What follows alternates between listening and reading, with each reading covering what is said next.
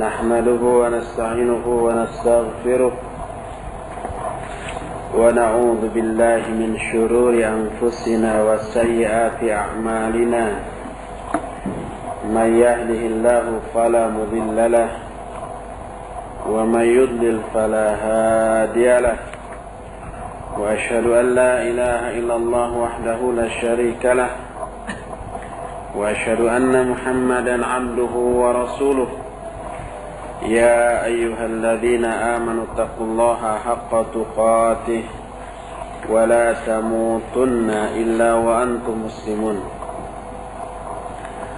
أما بعد فإن أصدق الحديث كتاب الله وخير الهدي هدي محمد صلى الله عليه وآله وسلم وشر الأمور محدثاتها وكل محدثة بدعة وكل بدعة ضلالة وكل ضلالة في النار.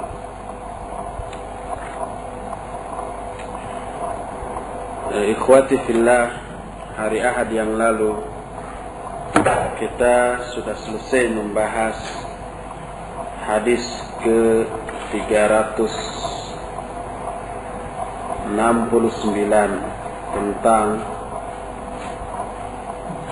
mencintai Allah dan Rasulnya. Orang yang bertanya tentang hari kiamat,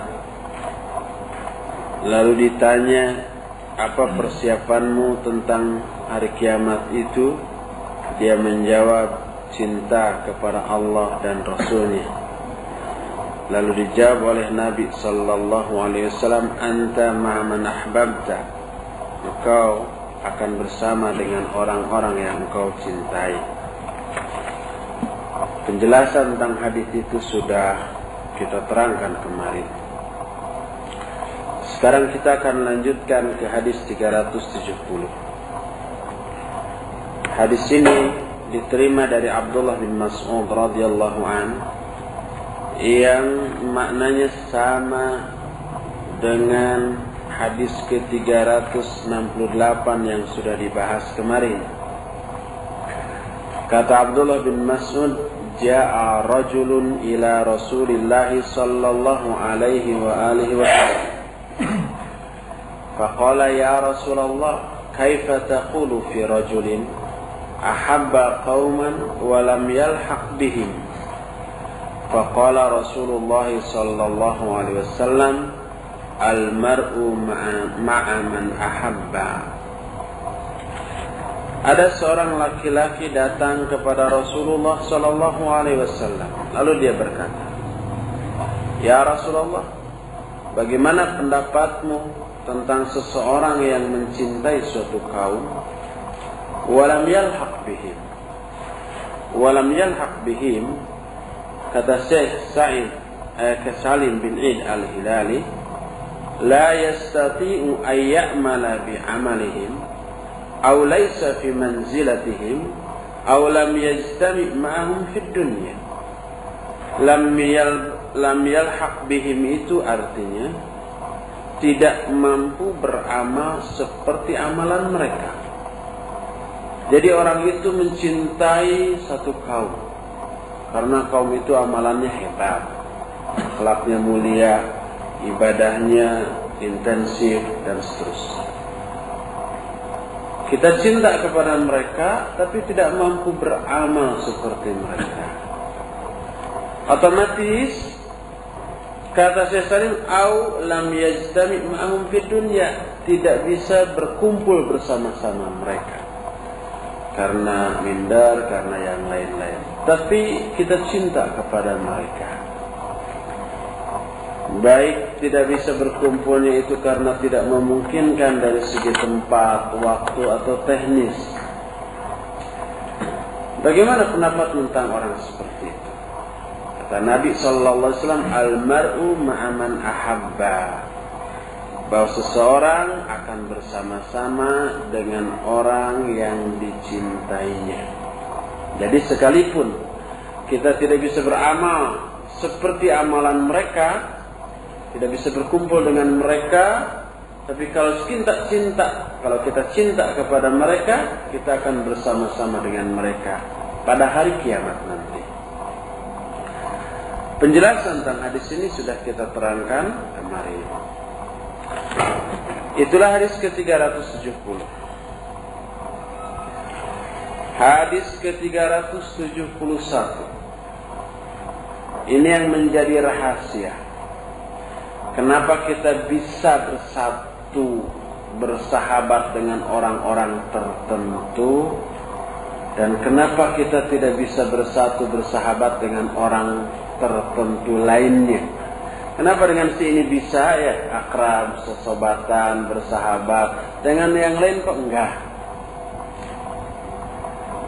Salah satu rahasianya pada hadis ke-371 ini. Hadis ini diterima dari Abu Hurairah radhiyallahu anhu, dari Nabi alaihi salatu wassalam. Kata beliau, kata Nabi sallallahu alaihi wa alihi wasallam, "An-nasu ma'adinun, an-nasu ma'adinu kama'adinidz dhahabi wal fiddah. Khiyaruhum fil jahiliyah, khiyaruhum fil Islam idza faquhu. Wal arwahu junudun mujannada, fama ta'arafa minha iktalafa, wa ma tanakara minha ikhtalafa." Rawahu Muslim. Kata Nabi sallallahu alaihi wasallam, manusia itu seperti barang tambang, ma'adin. Artinya, kata Syekh Salim, ma'adin itu jamak dari ma'dan, wa huwa syai'ul mustaqarru fil ard, wa qad yakunu nafisan aw khasisan. Ma'dan itu sesuatu yang terpendam di dalam di muka bumi, di dalam perut bumi. Kadang-kadang berharga mahal seperti emas, perak, batu bara dan yang sejenisnya ya. Kadang-kadang ada juga yang murah seperti tembaga kayak begitu. Manusia itu seperti barang tambang, seperti tambang emas dan perak. Orang-orang terbaik dari kalangan mereka di zaman jahiliyah akan tetap menjadi orang terbaik setelah mereka masuk Islam. Jadi ada beberapa karakter yang baik sekalipun dia belum Islam, seperti dermawan, seperti suka menolong orang, suka menjamu tamu. Itu kan karakter baik. Yang ini dimiliki juga oleh orang-orang kafir. Pergaulannya menyenangkan. Orang-orang terbaik di kalangan mereka di zaman jahiliyah akan tetap menjadi orang terbaik setelah mereka masuk Islam, idza faquhu, apabila mereka faqih. Wal arwahu junudun mujannada, sedangkan ruh manusia seperti bala tentara yang dikerahkan. Seperti kalau menurut Syekh Salim, junudun mujannada itu jumu'un mujtami'atun wa anwa'un mukhtalifah, yaitu sekumpulan yang berkumpul dan berjenis-jenis, berbeda-beda, bermacam-macam. Ruh-ruh manusia itu seperti itu. Siapa saja ruh yang saling mengenal, maka dia akan bersatu. Dan yang saling mengingkari atau tidak kenal, mereka akan ikhtilaf. Hadis ini diriwayatkan oleh Imam Muslim.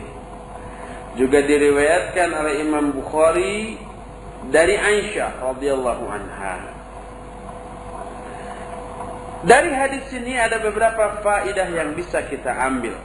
Pertama, manaqibul jahiliyah wa a'malul khairi fiha la yu'tadda biha illa idza aslama ashabuha. Pertama, karakter jahiliyah, karakter yang baik di zaman jahiliyah.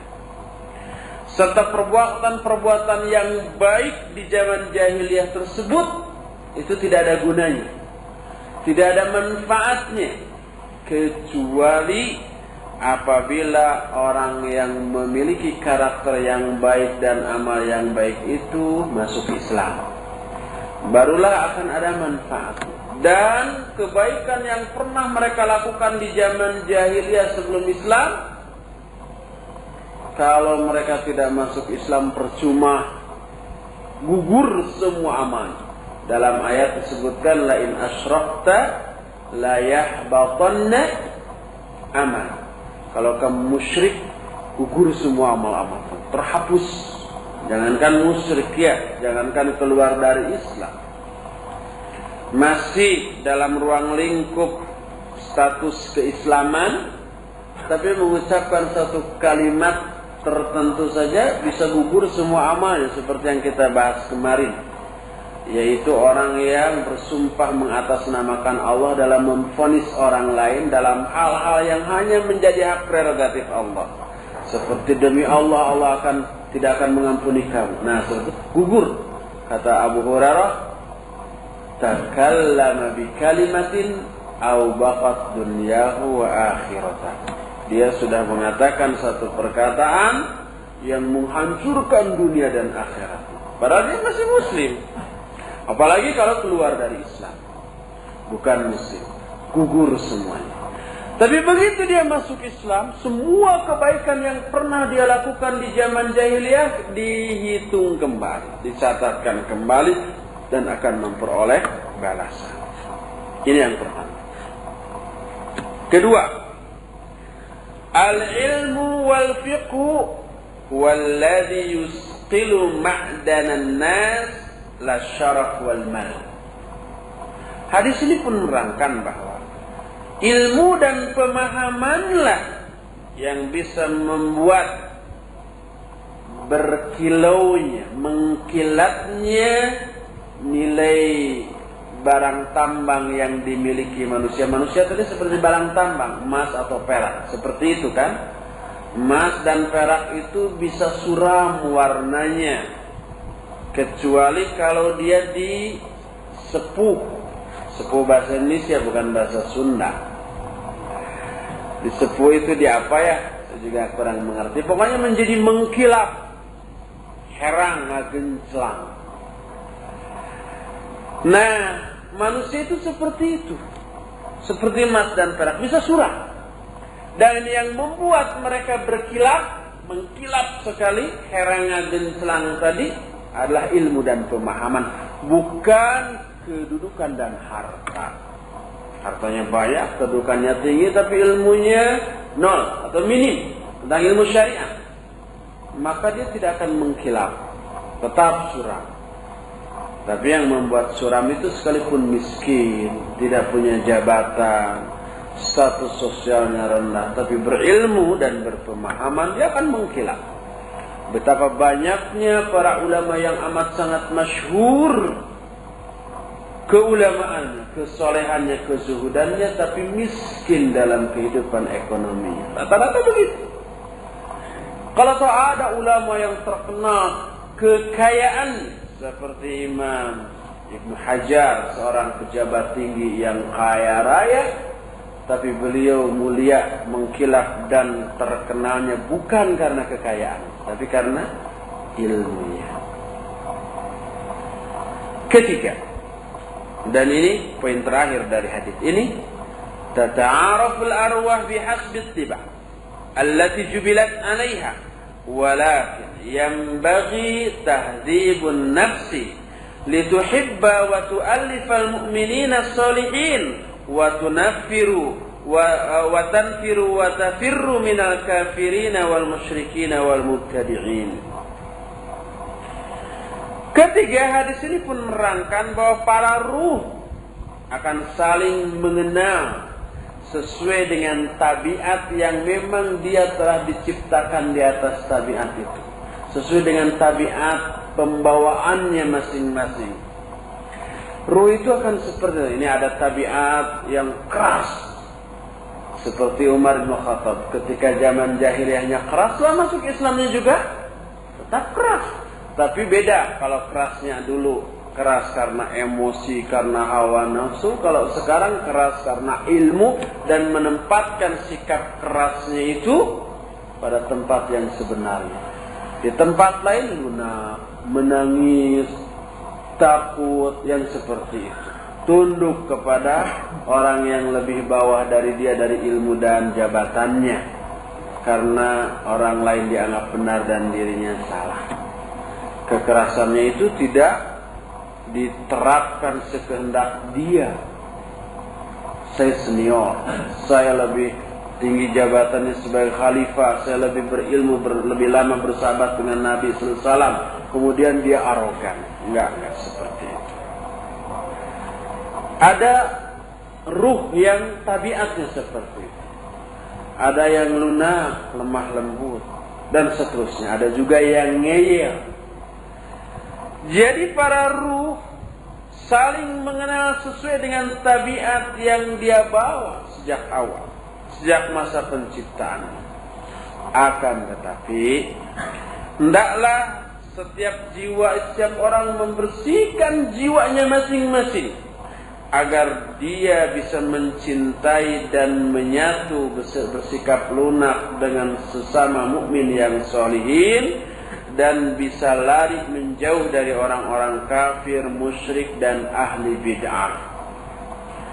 Jadi karakter sulit dirubah, tetapi bisa dikendalikan dan ditempatkan pada tempat yang semestinya. Kapan harus keras, kapan harus lunak. Kalau umpamanya karakternya keras, membahas apapun, membahas akhlak, kelembutan hati, karena pembawaannya keras, tetap aja cara membahasnya juga kayak membentak-bentak, sehingga mustami merasa dimarahi oleh materi yang sedang dibahas. Ada yang berkarakter begitu, apalagi kalau membahas jihad. Ada lagi orang yang lemah lembut membahas jihad juga sambil ngantuk.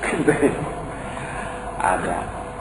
Nah, itu karakter yang memang tidak dikendalikan oleh ilmu, oleh situasi, oleh kondisi dan seterusnya. Itulah penjelasan hadis ke 371. 372 ini nanti saya sodorkan penjelasan pembanding dari kitab lain. Sebab ini nanti menyangkut aplikasi dalam kehidupan kita sehari-hari yang sering diamalkan. Kita sendiri sering mengalami, baik sebagai subjek atau sebagai objek, sebagai fa'il atau sebagai maf'ulun bih, sebagai yang meminta atau sebagai yang diminta. Coba aja lihat. Hadis 372 ini diterima dari Usair bin Amr. Dia disebut Ibnu Jabir. Kata Ibnu Jabir, Kana Umar bin Al-Khattab radhiyallahu anhu, idza ata alaihi amdadu ahli al-Yaman, sa'alahu, afikum Uwais bin Amir? Hatta ata ala Uwais bin Amir radhiyallahu anhu, faqala la, anta Uwais bin Amir? Qala na'am. Qala min muradin thumma min qaran? Qala na'am. Qala fakana bika baras fabara'ta minhu illa mawdi'a dirham? Qala na'am. Qala laka walida? Qala na'am.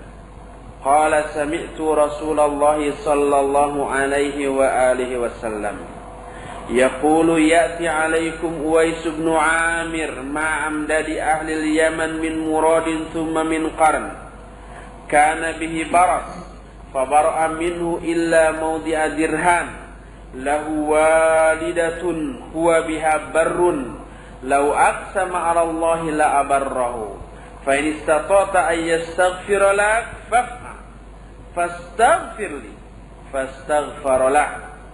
Faqala lahu Umar, aina turid? Qala Kufah. Qala ala aktubu laka ila amiliha? Qala akunu fi ghubara'in nas ahabbu ilayya.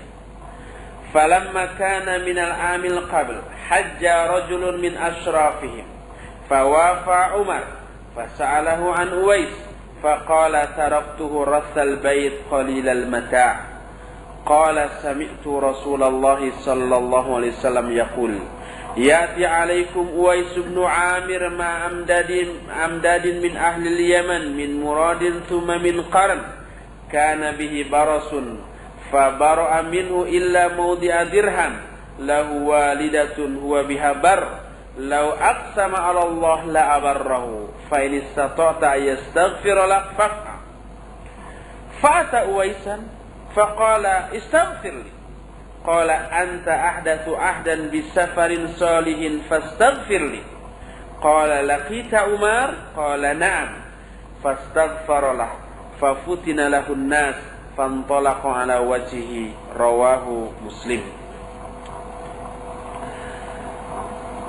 Kata Ibnu Jabir, Umar ibn Khattab radhiyallahu an, apabila ada satu rombongan dari Yaman datang, Umar selalu bertanya kepada mereka, apakah di antara kalian ada orang yang namanya Uwais bin Amir? Terus nanya gitu. Sampai suatu saat dia bertemu dengan Uwais. Lalu Umar bertanya, anta Uwais bin Amir? Apakah engkau Uwais bin Amir? Dijawab, iya. Apakah engkau dari Murad, kemudian dari Qarn? Murad nama sebuah kabilah, sedangkan Qarn nama tempat menetapnya kabilah itu. Dia menjawab, iya. Kata Umar lagi, apakah dulu kamu mempunyai baros, semacam borok? Atau kalau menurut Syekh Salim bin Id al-Hilali, baros itu bayadun yadharu fil badan, ada warna putih yang nampak pada badan.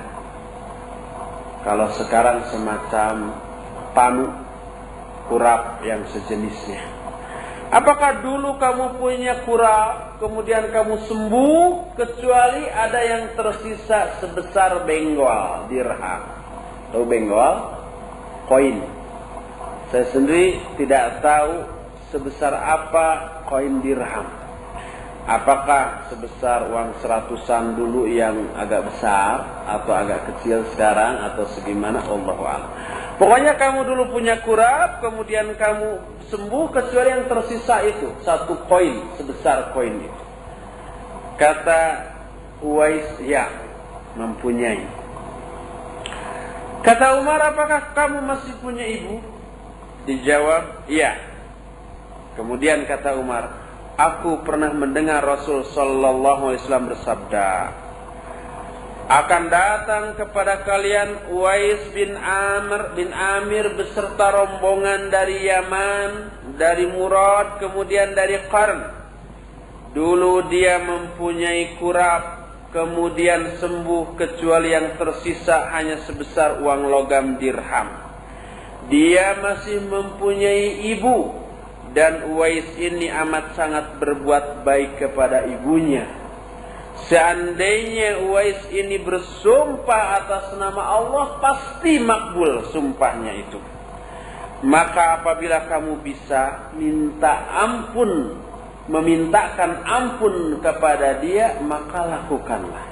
Maksudnya minta ampunnya kepada Allah, tetapi minta tolong kepada dia agar dia memintakan ampun kepada Allah untuk kita. Maka kata Umar, mintakanlah ampun untukku. Kemudian Uwais bin Amir memintakan ampun kepada Allah untuk Umar. Padahal lebih mulia mana Umar sama Uwais? Umar itu jelas. Umar mah sahabat, kalau Uwais tabi'in. Tapi sebaik-baik tabi'in yang terbaik. Kata Umar, mau kemana engkau? Kata Uwais, mau ke Kufah. Kata Umar, mau nggak saya tuliskan surat untuk pemerintahan di Kufah? Kufah masih daerah kekuasaan Umar. Umar jadi khalifah saat itu. Jadi gubernur di Kufah bawahan, mau nggak saya tuliskan surat? Kata orang itu,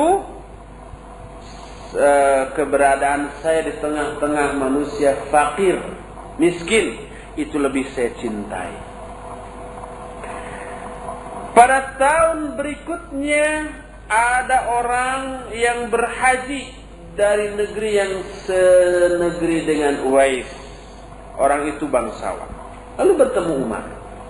Umar bertanya kepada dia tentang Uwais. Mana Uwais gitu.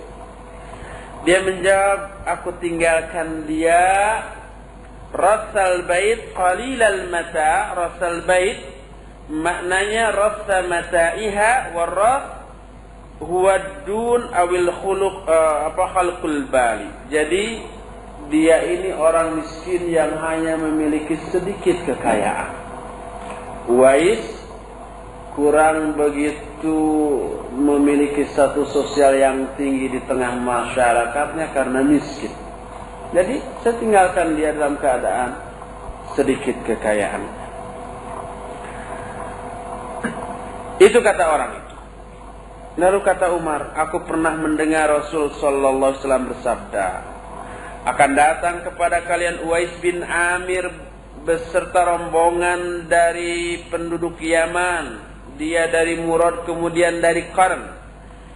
Dulu dia mempunyai kurap, lalu sembuh, kecuali yang tersisa adalah sebesar logam dirham.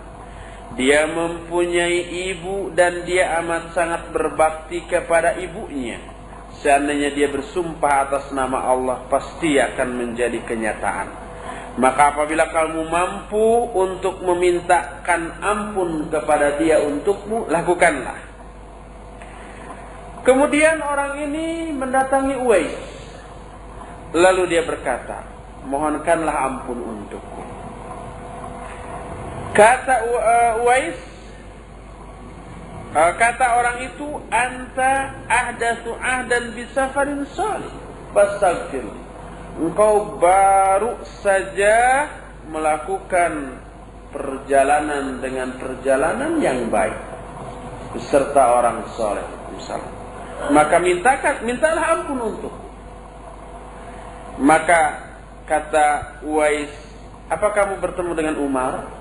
Orang itu menjawab, ya, saya bertemu dengan Umar. Maka lalu dia memintakan ampun untuk orang itu. Jadi Umar meminta ampun kepada Uwais, kemudian dimintakan ampun dan seterusnya. Hadis ini diriwayatkan oleh Imam Muslim.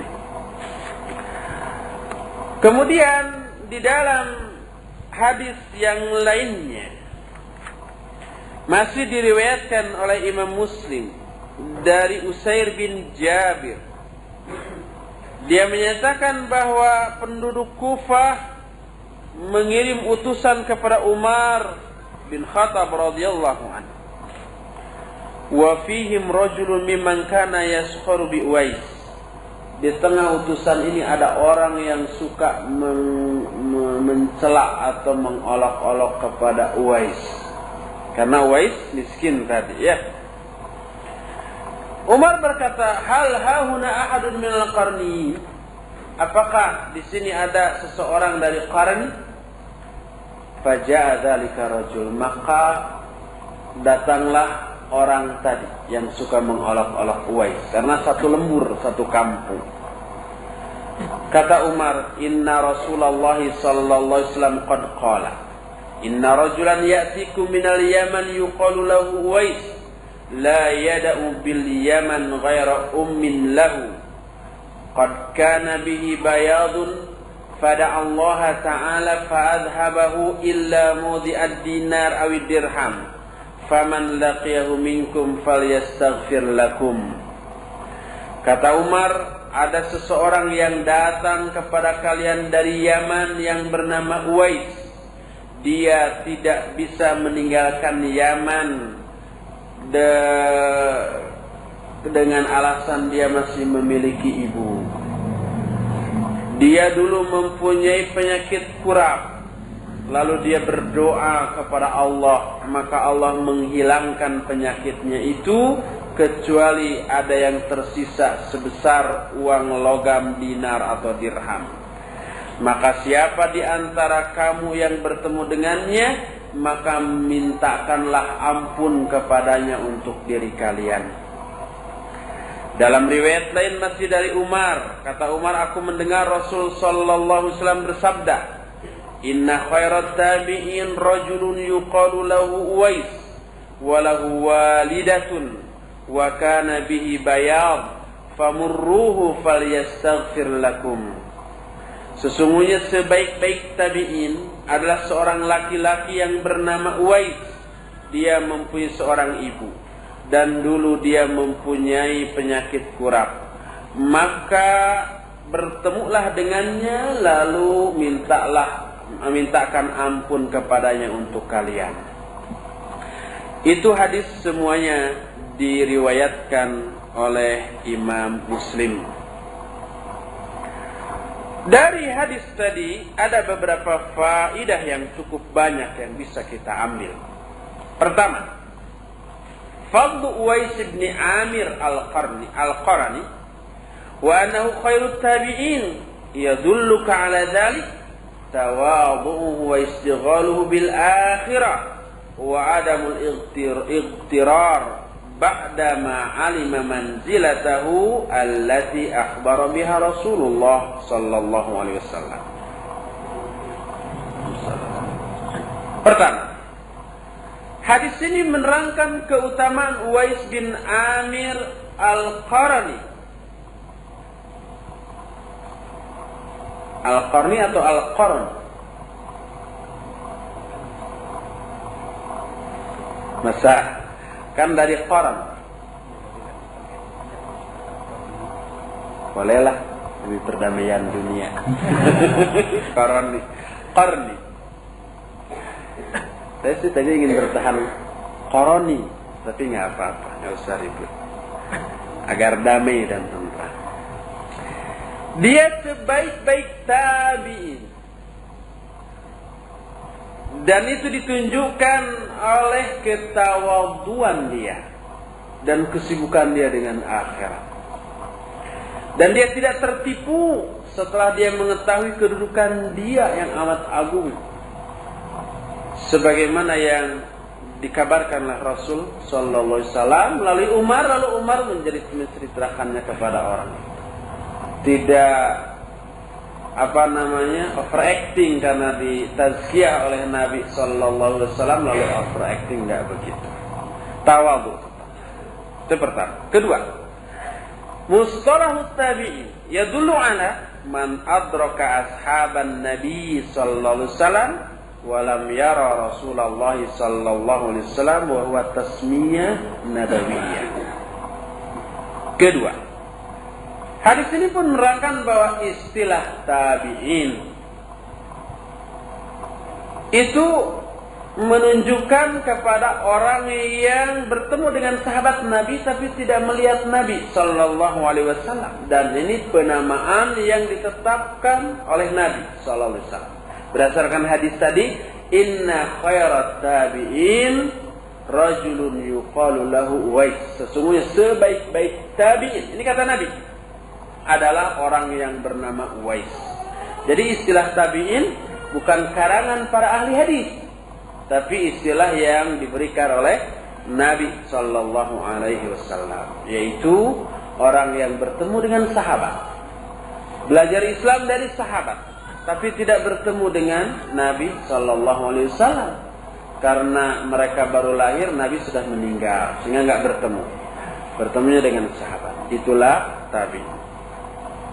Ketiga, min mu'jizati Rasulillah sallallahu alaihi wasallam ikhbaruhu an umurin qabla wuqu'iha wa dzalika biwahyin min Allah. Ketiga, hadis ini pun menjelaskan bahwa di antara mukjizat Rasul sallallahu alaihi wasallam adalah beliau bisa menginformasikan kejadian-kejadian sebelum itu terjadi. Kata orang Jawa, weruh sadurung winarah. Apa artinya? Tahu sebelum kejadian, gitu ya maknanya ya. Saya bukan orang Jawa, tapi Jawa Barat. Urusan Durung Winarah itu tahu sebelum kejadian. Itu bukan dukun yang begitu. Dukun nggak tahu. Nabi SAW tahu. Contohnya kasus datangnya Uwais. Uwais sendiri belum lahir, Nabi SAW sudah mengatakan nanti akan ada rombongan dari Yaman, ada orang namanya Uwais. Dia ciri-cirinya malah dijelaskan ya. Dari kampungnya ini, kabilahnya ini, kemudian dia punya penyakit anu dan tersisa satu benggol, seperti punya ibu berbuat baik kepada ibu, begitu ciri-ciri. Tapi Rasulullah SAW sudah tahu. Padahal itu belum kejadian. Uwaisnya juga belum lahir mungkin saat itu. Ini mukjizat dan ini diketahui berdasarkan wahyu dari Allah Subhanahu wa Ta'ala. Ini termasuk hal yang gaib. Alimul ghaibi fala yudhiru ala ghaibihi ahada illa man irtada min rasulin. Allah itu mengetahui yang gaib dan Allah tidak memberitahukan hal yang gaib ini kepada seorang pun kecuali kepada orang-orang yang diridhoi dari kalangan Rasulnya. Nah, itu yang diberi berita yang gaib. Tidak seluruhnya. Tidak seluruh yang gaib diberitahukan, tapi beberapa perkara gaib diberitahukan. Termasuk contohnya ini. Keempat, talabu du'a minas sholihin wa in kana at-talibu afdal wa iltinamu man turja ijabatuha. Keempat, hadis ini menceritakan juga tentang bolehnya meminta doa kepada orang-orang soleh. Sekalipun orang yang meminta doa itu lebih utama dari yang dimintai. Seperti tadi Umar dengan Uwais, lebih utama mana? Umar.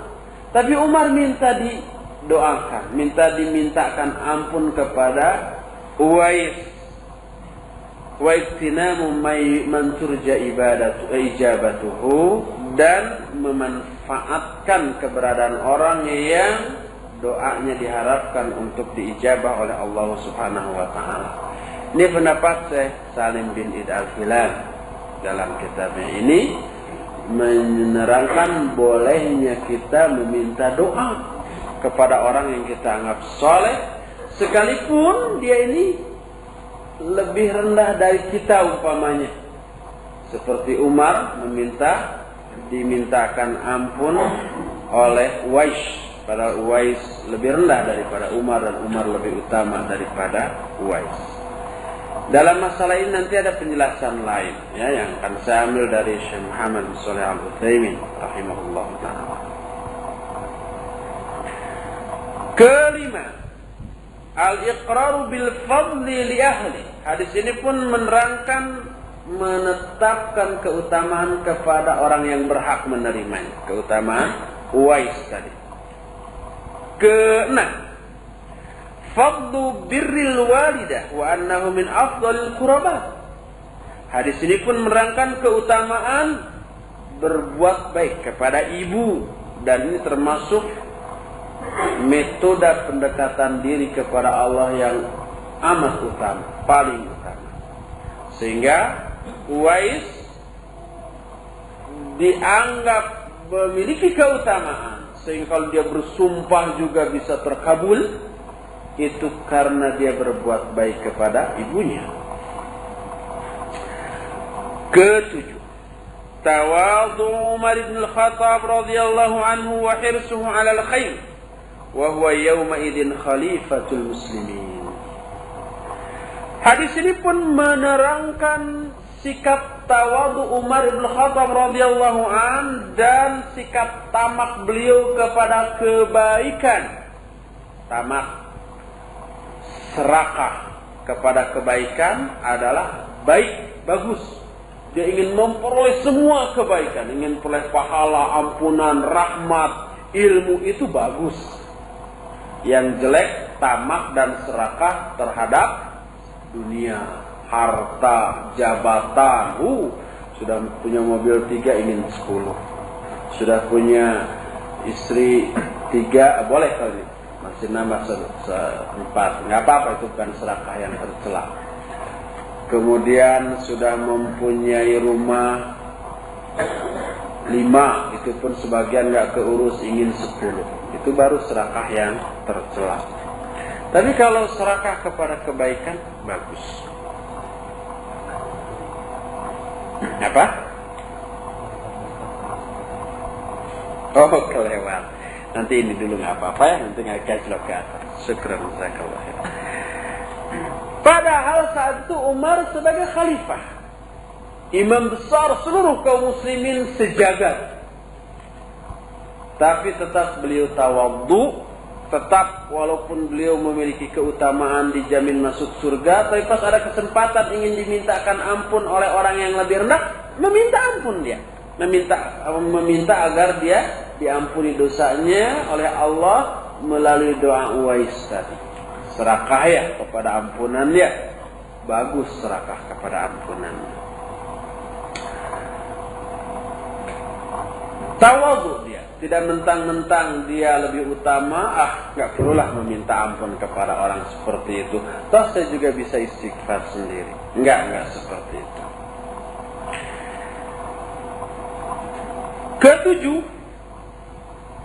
Kedelapan, fadlus safaris salih wa anal qadima minhu arja li ijabati doa. Hadis ini pun menerangkan keutamaan safarnya orang soleh, bepergiannya orang yang soleh, dan orang yang bepergiannya dengan bepergian yang benar, seperti mencari ilmu, berhaji, menyebarkan ilmu, bukan hal-hal yang sifatnya hura-hura, apalagi musyrik, musafar ziarah ke makam wali anu, meminta jodoh di sana.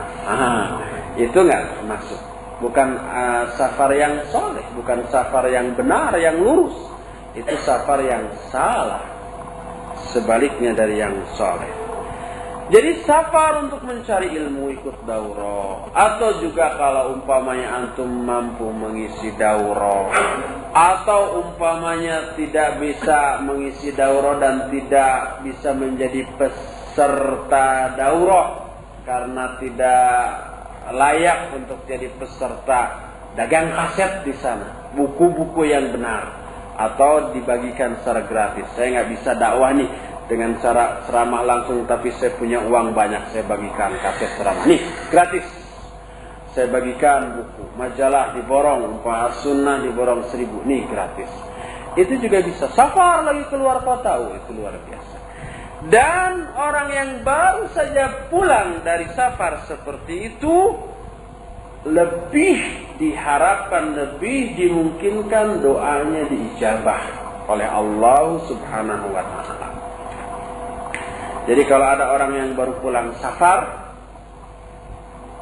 boleh minta doa kepada orang itu. Habis haji umpamanya, apalagi habis haji, dosa-dosanya diampuni dan seterusnya. Minta doa boleh. Liman salimatillah. Atau umpamanya habis daurah, baru pulang dari daurah, silakan minta doa kepada dia. Kesembilan, fil hadisi bayanun li tariqi ta'aruf 'ala al-ashkhas wa dhalika bi taqdimil ism thumma ma yata'allaqu bihi min kunyatin aw mautin aw wasfin. Dalam hadis ini terkandung penjelasan tentang metode ta'aruf, metode mengenal pribadi seseorang, yaitu dengan dimulai menanyakan nama.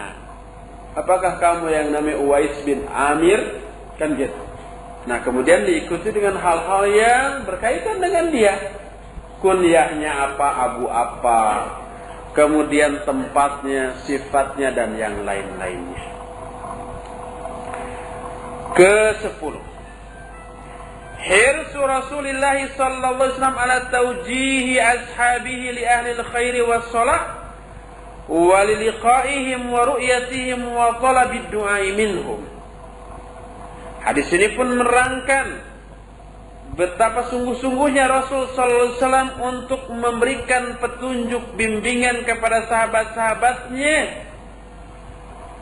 li ahlil khairi wassalah, untuk menjadi ahlil khair, orang-orang yang ahli kebaikan, ahli kesolehan, dan untuk bertemu dengan mereka, melihat mereka, dan meminta doa dari mereka.